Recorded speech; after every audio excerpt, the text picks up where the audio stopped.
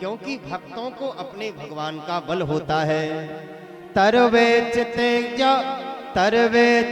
लाज कर जन की, तरवे चिते लाज कर जन की, तरवे चिते लाज कर जन की, लाज कर जन की। डार हाथ की फांसी, हाँ डार हाथ की फांसी।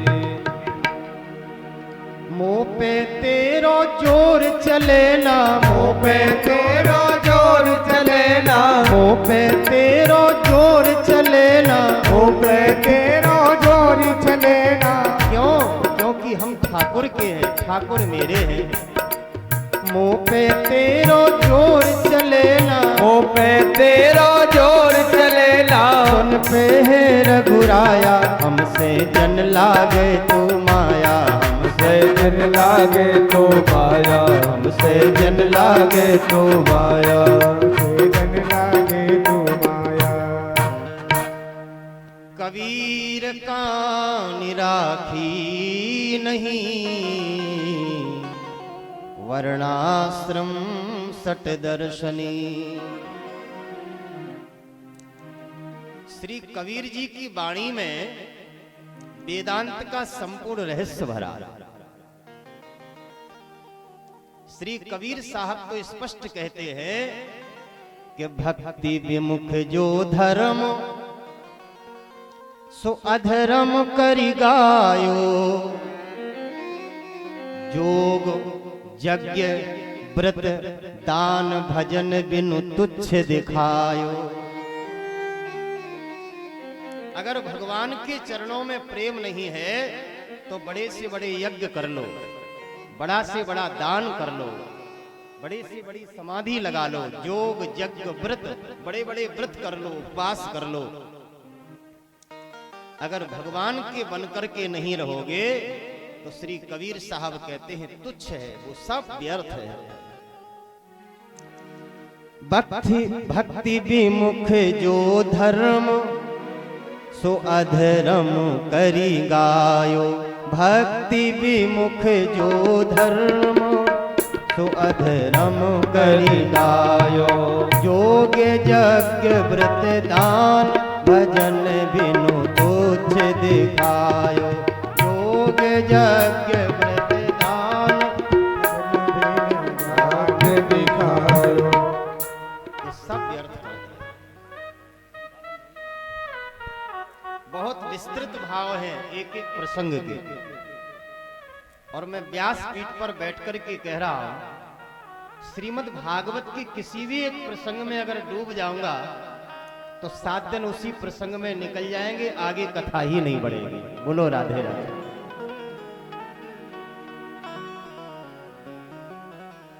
वृंदावन में एक एक प्रसंग के ऊपर महीनों चर्चा हुई है, इतना विस्तृत इन प्रसंगों का विस्तार है।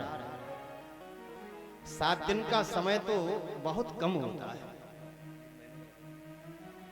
कहने का भाव यह है कि श्री कुंती जी ने कहा कि प्रभु आप ही सबके सब कुछ हैं, और यह जीव जब आपका हो जाता है तो यह संपूर्ण बंधनों से मुक्त हो जाता है। इसलिए प्रभु मैंने आपको पहचान लिया, आप तो साक्षात भगवान हैं। भगवान ने कहा तो फिर बुआ जी आपने पहचान लिया कि मैं भगवान हूं, तो जो इच्छा हो सो मांग लो। तो श्री कुंती जी ने कहा कि प्रभु एक ही वरदान दीजिए। विपदा संतु न शश्वत तत्र तत्र जगत गुरु, भवतो दर्शनम यत् स्यात् पुनर्भव दर्शनम। बोलो राधे राधे, जोर से बोलो राधे राधे, और जोर लगाओ, ने कम सुनाई दे मुखो। हाँ बोलो राधे राधे।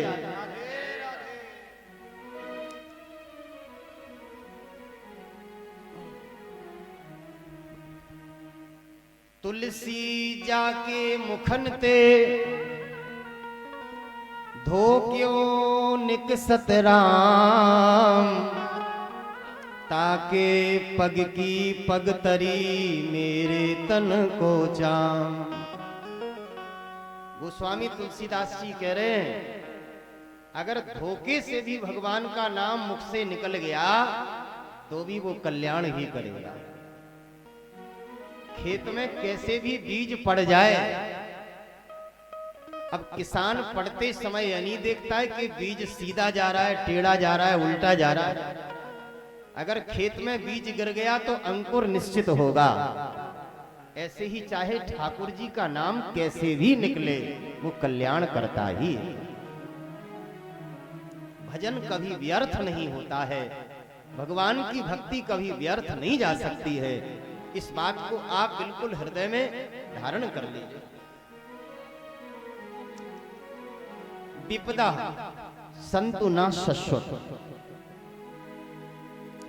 श्री माता कुंती ने जैसा भगवान से वरदान मांगा, आज तक ऐसा वरदान किसी ने नहीं मांगा। आप लोग कहेंगे कि ऐसा क्या वरदान मांगा, तो विपदा, विपत्तियां मांग रही भगवान से, सुख नहीं मांग रही है। हम लोग तो मंदिर में जाते हैं तो रोज गाते हैं कि नहीं,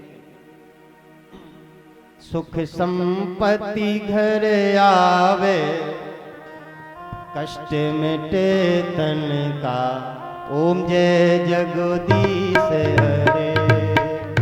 जगदीश हरे स्वामी जय जगदीश हरे।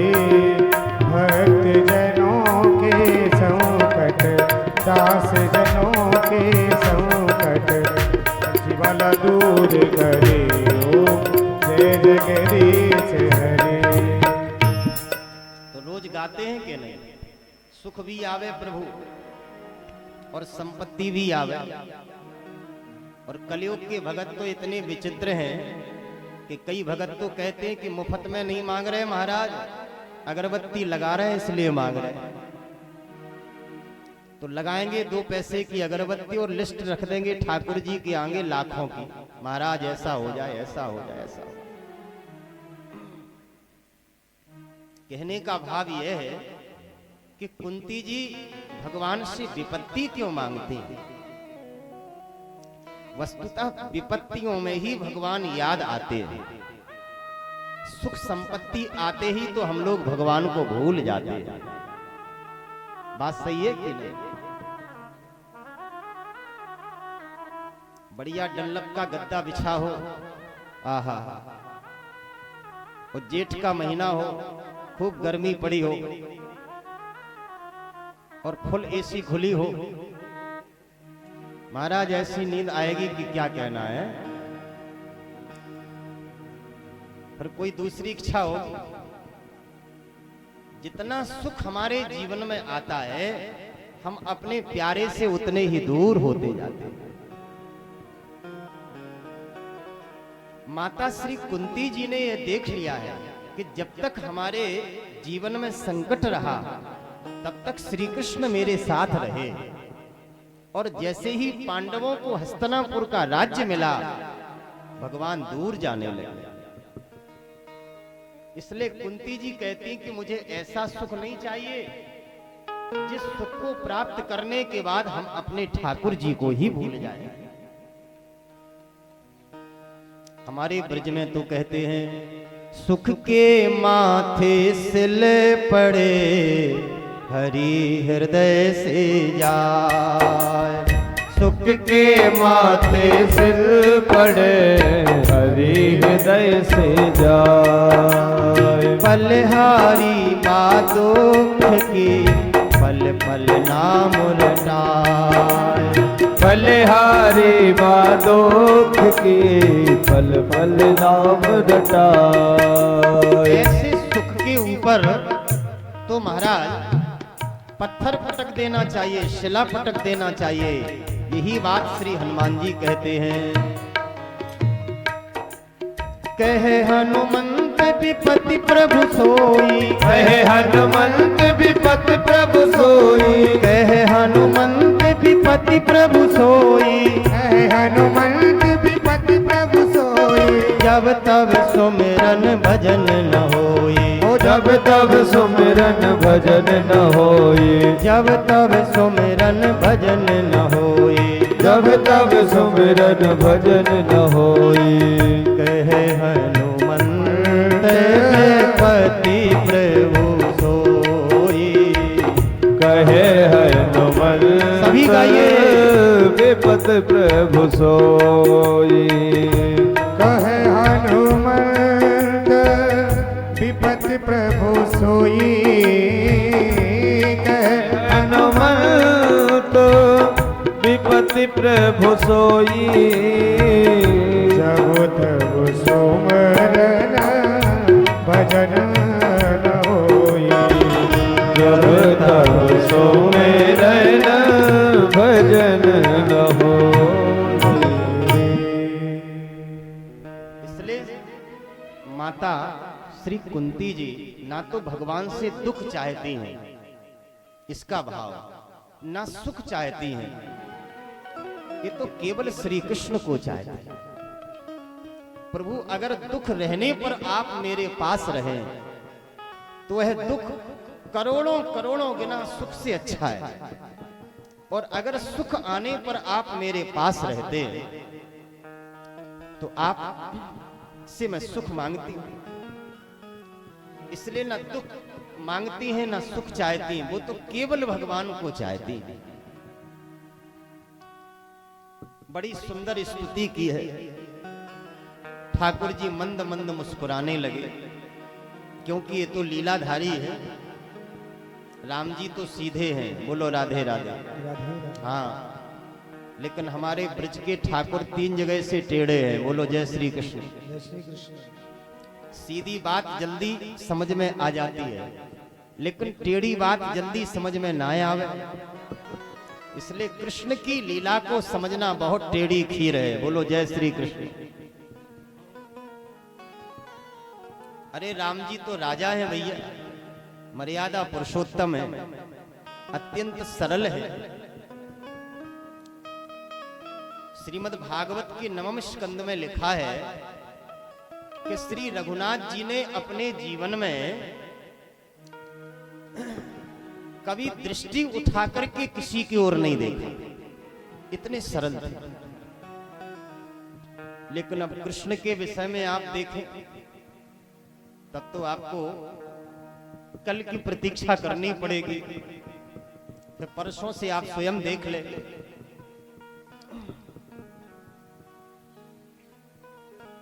वस्तुतः दोनों अवतार एक हैं, जो राम है वही कृष्ण है, जो कृष्ण है वही राम है। अवतारों में कोई भिन्नता नहीं। जैसे वाणी और शब्द यह एक है, जैसे जल और उसकी तरंग एक है, ऐसे ही भगवान के जितने भी अवतार हैं वो भले ही भिन्न भिन्न अवतार दिखाई देते हैं, नाम सुनाई देते हैं, लेकिन वस्तुतः ठाकुर एक है। भगवान बोले तो ठीक है बुआ जी, आप दुखी मत होइए, आप नहीं चाहती कि मैं जाऊं तो ठीक है, मैं नहीं जाता। भगवान ने अपनी यात्रा कैंसिल कर दी। हे मुरलीधर चलिया मोहन, जय जय। हम भी दिल तुमको दे बैठे, हो गम पहले से ही कम तो न थे, गम पहले से ही कम तो न थे, एक और मुसीबत ले बैठे, मुरलीधर चलिया मोहन, हम भी तुमको दिल दे बैठे, मुरलीधर चलिया मोहन, हम भी दिल तुमको दे बैठे, मुरलीधर चली या मोहन, हम भी तुमको दिल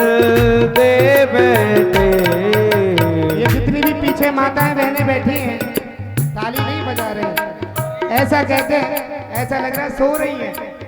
हमारे चाचा जी कह रहे थे महाराज जी आप ताली नहीं बजवाते, आज ताली बजाओ। जो ताली नहीं बजाएगा उसको उसके बगल वाले की कसम है महाराज जी, ताली तो बजानी है। हरि बोल। मुरलीधर चली हम भी दिल तुमको दे बैठे। मुरलीधर चलिया मोहन हम भी तुमको दिल दे बैठे। विराज है श्री माधे बिहारी लाल की।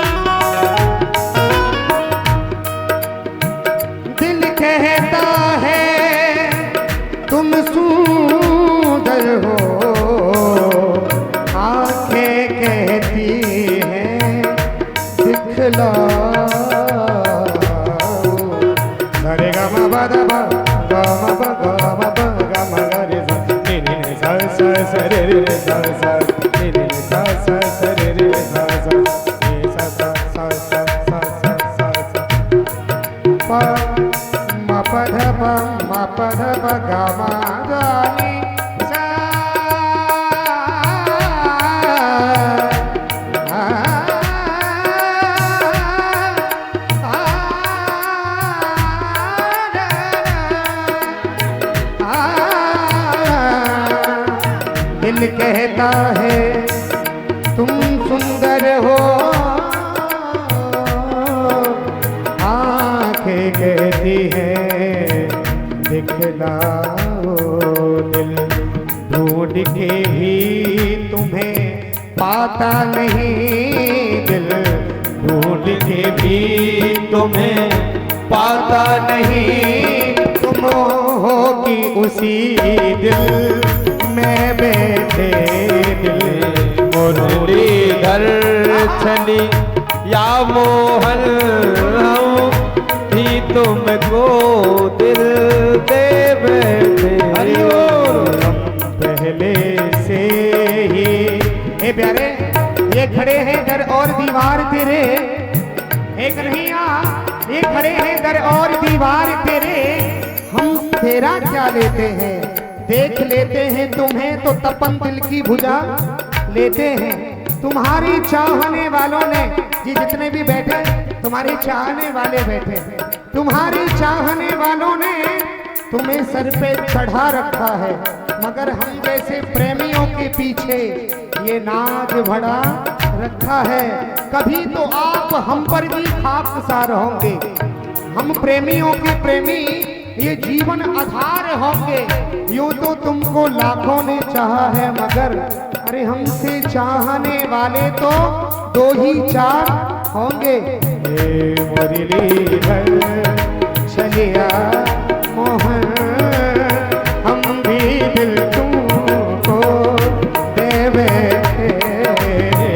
मुरलीधर चलिया मोहन हम भी तुमको दिल दे बैठे।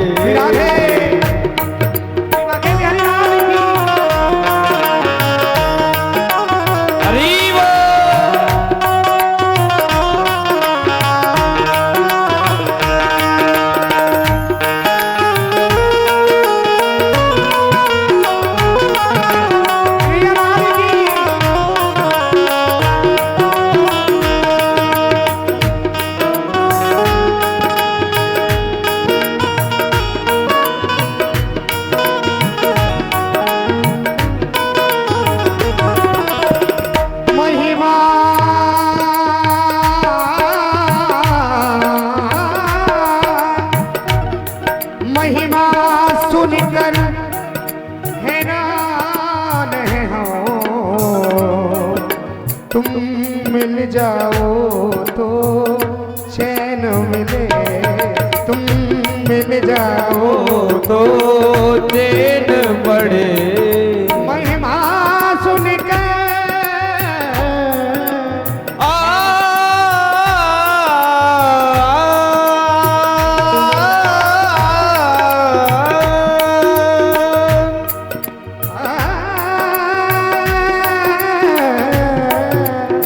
महिमा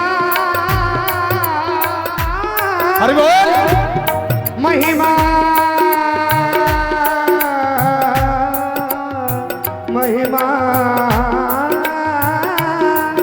महिमा सुनकर हैरान हो, तुम मिल जाओ तो चैन मिले, तुम मिल जाओ तो चैन मिले।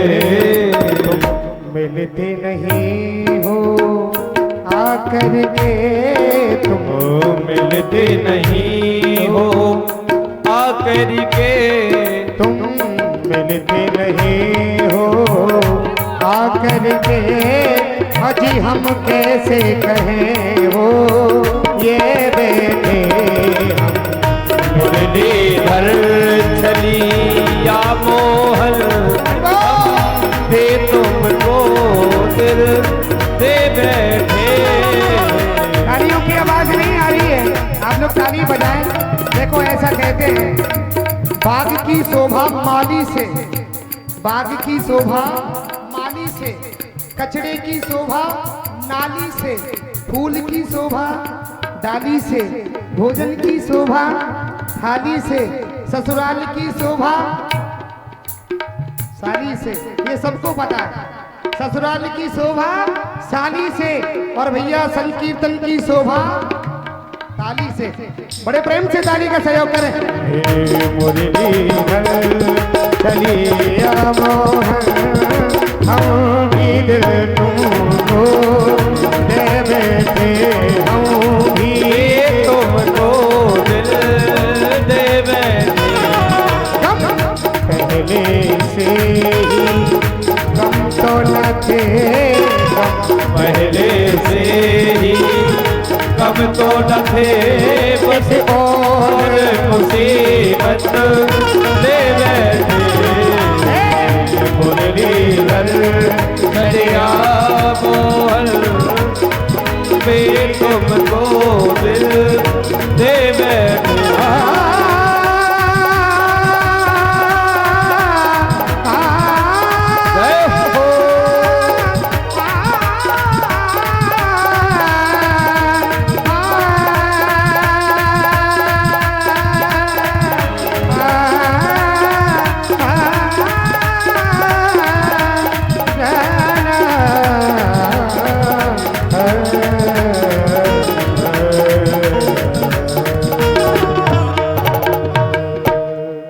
गम पहले से ही सारे गम बधबा, गम पहले से ही कम तो न थे, एक और मुसीबत ले बैठे। मुरलीधर चलिया मोहन, हम भी दिल तुमको दे बैठे। गुरुभागी हरिलाल जी जय। बहुत सुंदर। भैया जी हमारे वृक्ष के पाठक जी हैं, इनके रोम रोम में रस भरा हुआ है।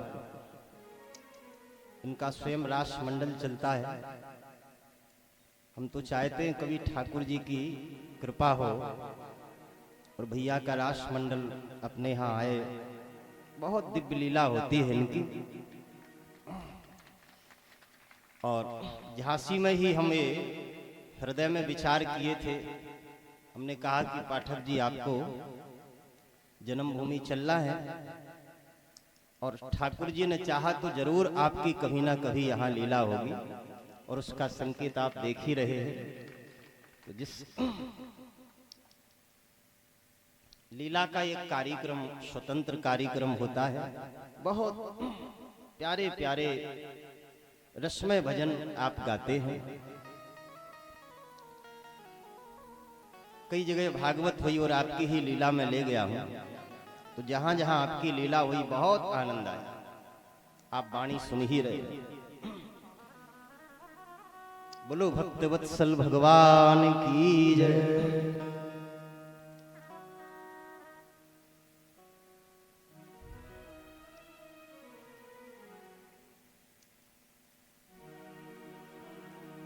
भगवान फिर द्वारकापुरी जाना भगवान ने कैंसिल कर दिया।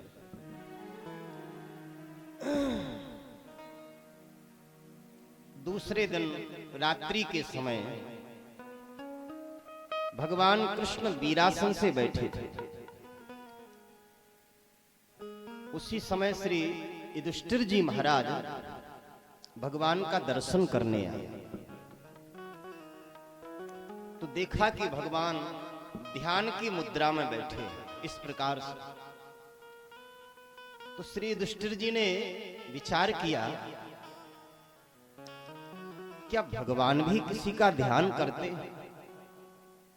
सारा संसार, सारा जगत, त्रिभुवन भगवान का ध्यान करता है, लेकिन भगवान किसका ध्यान करते हैं? भगवान के चरणों में प्रणाम किया और पूछा कि प्रभु, मुझे बड़ा आश्चर्य है, आप किसका ध्यान करते हैं? भगवान ने कहा, हे युधिष्ठिर जी महाराज, जो मेरा ध्यान करते हैं मैं उनका ध्यान करता हूं। ये यथा माम प्रपद्यन्ते तांस तथैव भजाम्यहम्। मुझे जो जैसे भजता है मैं भी उसको वैसे ही भजता हूं।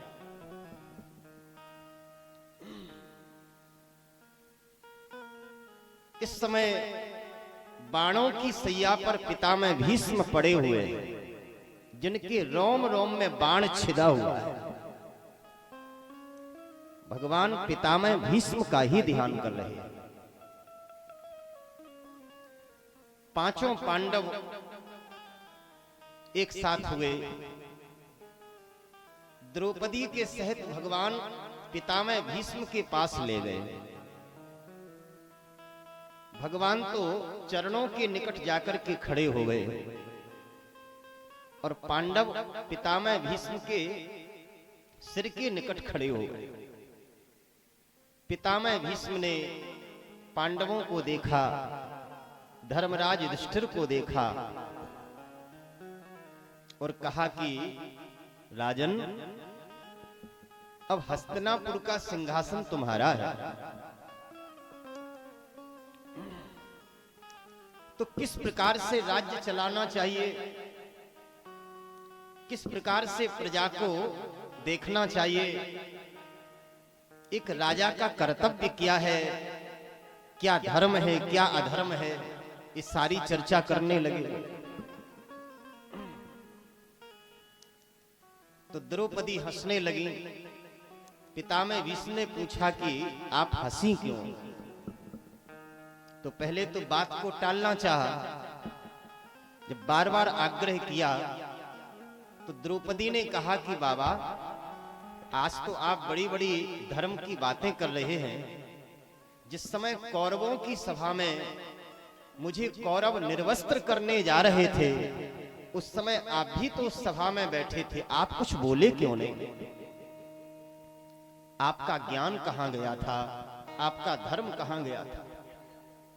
पितामह भीष्म ने कहा कि बेटी, तुमने बिल्कुल सही बात पूछी।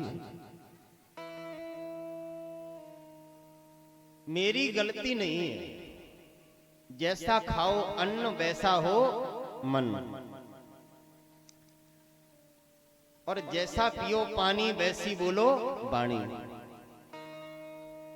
अन्न का भी, भोजन का भी जीवन में बहुत बड़ा प्रभाव देखा जाता है। पितामह भीष्म कहते हैं कि बेटी, दुर्योधन अत्यंत पापी था। दुर्योधन का अन्न खाने से मेरी बुद्धि भी पापमयी हो गई थी, इसलिए उस पाप से बना हुआ जो रक्त मेरे शरीर में दौड़ रहा था, इसी से मैं तुम्हारे लिए कुछ बोल नहीं सका। अर्जुन के बाण लगने से वो सारा रक्त मेरे शरीर से निकल गया, मेरी बुद्धि शुद्ध हो गई। तब पितामह भीष्म ने सामने की ओर देखा और उंगली करके कहा कि इनको देखो जो ये सामने खड़े हैं। कृष्ण सामने खड़े थे, सारी लीला इन्हीं की है। इस सीधा खड़ा होना तो जानते ही नहीं। हमारे बांके बिहारी जी जब भी आप दर्शन करें तो 3 जगह से टेढ़े खड़े होकर के ही दर्शन देते हैं। और वृंदावन में तो एक जगह नित्य सत्संग होता है और वहां पर नित्य उनका दर्शन, बिल्कुल व्यासपीठ बनी है, बगल में उनका दर्शन है। मानो वहां जब सत्संग होता है तो इतना सुख मिलता है। ठाकुर जी और श्री किशोरी जी पास में, तो इतनी विलक्षण छवि कहना कठिन है। त्रिभंग ललितश्चारु कौस्तुभेन विराजितः कोटिमन्मथ लावण्यो हरिचंदन चर्चितः। त्रिभंग ललित होकर के खड़े होते हैं। कोटि माने करोड़ों करोड़ों कामदेवों को भी लज्जित करने वाले श्री कृष्ण की शोभा है। और हरि चंदन भगवान कृष्ण को बहुत प्रिय है। इसलिए आपके घर में लाल जी अगर है, आप अगर उनकी नित्य सेवा करते हैं तो उनको हरि चंदन लगाना चाहिए। मलयागिरी चंदन के साथ तुलसी को घिसने के बाद पर वह चंदन हरि चंदन हो जाता है। तुलसी को घिसने के बाद ही मलयागिरी घिसना चाहिए। और वही चंदन ठाकुर जी को जो लगाता है उससे श्री कृष्ण बहुत प्रसन्न होते हैं। त्रिभंग ललितश्चारु कौस्तुभेन विराजितः कोटिमन्मथ लावण्यो हरिचंदन चर्चितः।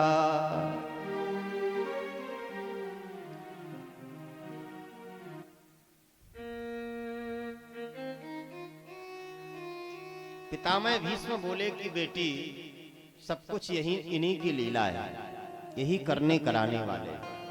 बोलो जय जय श्री राधे। इसके बाद पितामह भीष्म ने कहा कि मुझे वह युद्ध का मैदान याद आ रहा है। पितामह भीष्म ने प्रतिज्ञा की, क्योंकि दुर्योधन आकर के कहने लगा, बोले पितामह, तुम्हारे जैसे वीर योद्धा के होते हुए भी हमको रोज युद्ध में हारना पड़ रहा है। धिक्कार है आपकी वीरता पर। एक वीर को जब कोई ललकारता है उसके सामने तो वो ललकार सहन नहीं कर पाते। पितामह भीष्म ने कहा कि दुर्योधन, मेरी वीरता को ललकार रहे हो? मैं परशुराम जी का चेला हूं, परशुराम जी से धनुर्विद्या मैंने सीखी है। कल मेरा युद्ध देखना, कल ऐसा युद्ध करूंगा, ऐसा युद्ध करूंगा कि अर्जुन भी पीछे हो जाएगा। और महाराज दूसरे दिन पितामह भीष्म ने जो प्रतिज्ञा की उसके अनुसार ऐसा युद्ध किया, ऐसा युद्ध किया महाराज कि अर्जुन तो आज पितामह का युद्ध देख करके भयभीत हो गए। धनुष बाण हाथों से छूट गया, कवच कुंडल गिर गया। अर्जुन को मानो ऐसा लगा कि अब मैं जीवित नहीं बचूंगा। आज पितामह को क्या हो गया? ये कौन सा युद्ध कर रहे हैं? इस युद्ध की कला तो मैंने कभी सीखी ही नहीं। तब अर्जुन ने भगवान को पुकारा है। और जैसे ही अर्जुन ने भगवान को पुकारा, अब तो राम जी, श्री ठाकुर जी तुरंत भक्त की पुकार सुनकर के रथ से नीचे कूद पड़े हैं। और जैसे ही भगवान नीचे कूदे, उन्होंने रथ का पहिया निकाल लिया, अपनी उंगलियों में फंसा करके ठाकुर जी घुमाने लग गए, मानो सुदर्शन चक्र के रूप में वह प्रकट हो गया। पितामह भीष्म को मारने के लिए जैसे ही ठाकुर जी तैयार हुए, पितामह ने अपने अस्त्र शस्त्र सामने रख दिए, हाथ जोड़ करके खड़े हो गए, बोले बस बस बस प्रभु, मैं आपकी यही छवि देखने के लिए तो सारी लीला कर रहा था। पितामह भीष्म की उपासना वीर रस की उपासना है। जिस भक्त की जिस भाव की उपासना होती है, उसी उपासना के अनुसार भगवान उसको दर्शन देते हैं। पितामह भीष्म की वीर रस की उपासना थी। अगर पितामह भीष्म पांडवों के पक्ष में रहकर के युद्ध करते तो आज भगवान कृष्ण की इस झांकी का दर्शन कैसे होता। इसलिए जानते हुए भी अनजान बन करके आप विपक्ष से लड़े, ये बहुत बड़ा रहस्य है हमारा। अब तो पितामह भीष्म ने कहा कि प्रभु, आज आपकी प्रतिज्ञा टूट चुकी है और मेरी प्रतिज्ञा पूरी हो गई है। भगवान बोले कि पितामह, मेरी प्रतिज्ञा तोड़ने की सामर्थ्य किसमें है। पितामह ने कहा कि वाह, चोरी और ऊपर से सीना जोरी, बोलो राधे राधे। प्रतिज्ञा भी टूट गई और स्वीकार भी नहीं करते हो, आपको स्वीकार करना ही पड़ेगा। भगवान बोले कि हे पितामह, मेरी प्रतिज्ञा, मेरे भक्त की प्रतिज्ञा रखने के लिए अगर ऐसी सहस्त्रों सहस्त्रों बार भी मुझे प्रतिज्ञा तोड़ना पड़े तो मैं पीछे नहीं हूं। भक्त की लाज रखने के लिए भगवान अपनी प्रतिज्ञा को तोड़ देते हैं। मैं भक्तन को दास, भगत मेरे मुकुट मणि। बड़ा सुंदर पद है, हमारे स्वामी जी को सुनाए। मैं तो हूँ भगतन को दास, भगत मेरे हरे हरे, भगत मेरे मुकुट मणि। मैं तो हूँ भगतन को दास, भगत मेरे मुकुट मणि। मैं तो हूँ भगतन को दास, भगत मेरे हरे हरे, भगत मेरे मुकुट मणि। मैं तो हूँ भगतन को दास, भगत मेरे मुकुट मणि, भगत मेरे मुकुट मणि। ओ मैं तो हूँ भगतन को दास। जय हो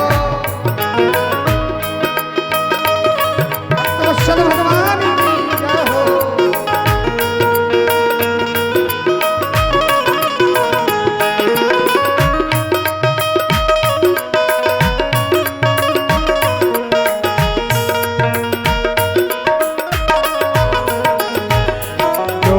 भजे भजू में वाकू दासन को दास। जो कोई भजे भजू में वाकू दासन को दास। सेवा करूं कराऊं सेवा, सेवा करूं कराऊं सेवा, हो सच्चा विश्वास जब तो मेरे मन में बसी। मैं तो हूँ भगतन को दास, भगत मेरे मुकुट मणि। मैं तो हूँ भगतन को दास, भगत मेरे मुकुट मणि। मैं तो हूँ भगतन को दास, बर्तन माजू छान छवाऊं और करूं पहुनाई। बर्तन माजू छान छवाऊं और करूं पहुनाई। बर्तन माजू छान छवाऊं और करूं पहुनाई।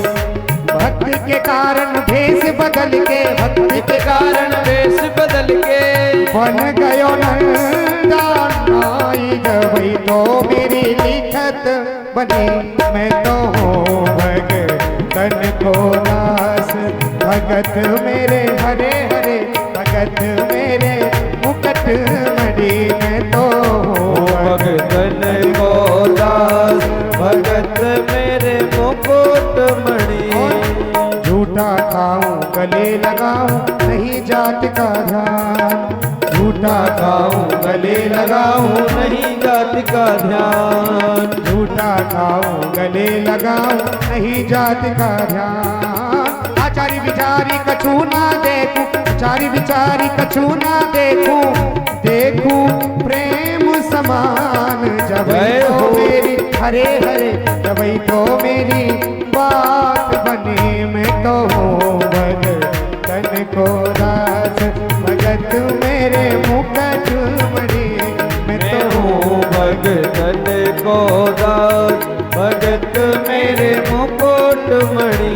मैं तो हूँ भगतन को दास। भगत मेरे मुकुट मणि मैं तो हूँ भगतन को दास।